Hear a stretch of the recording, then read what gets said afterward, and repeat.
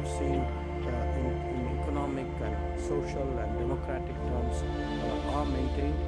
We are both committed to an independent, sovereign, united and democratic Afghanistan.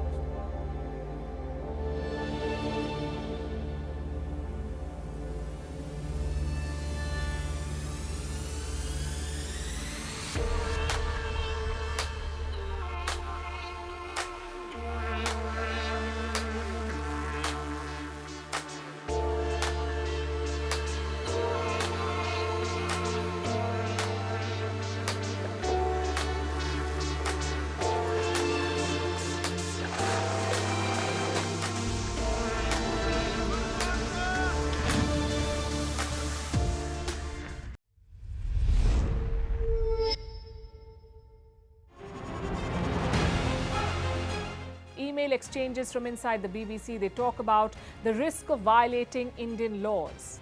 It's easier to rake up the freedom of speech debate, but does it give anyone a free pass to knowingly violate the law? America supports India because it needs India's support in return. And India is working with the US because it suits India's interests. This is how geopolitics works.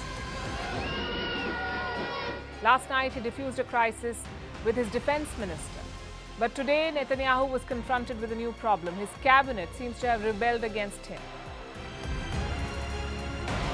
The UK is looking at the Indian subcontinent to fill its coffers. That India seems to be negotiating from a position of power, like a partner and not a former colony.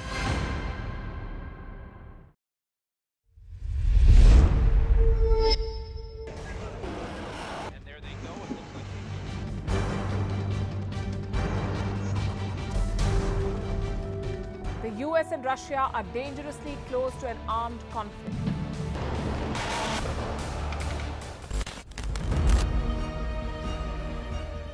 This year, 2023, New Delhi will be the capital of global diplomacy. For a country as diverse as ours, with 88% of the population illiterate, it was a very big deal to write a constitution, and that too, the world's largest.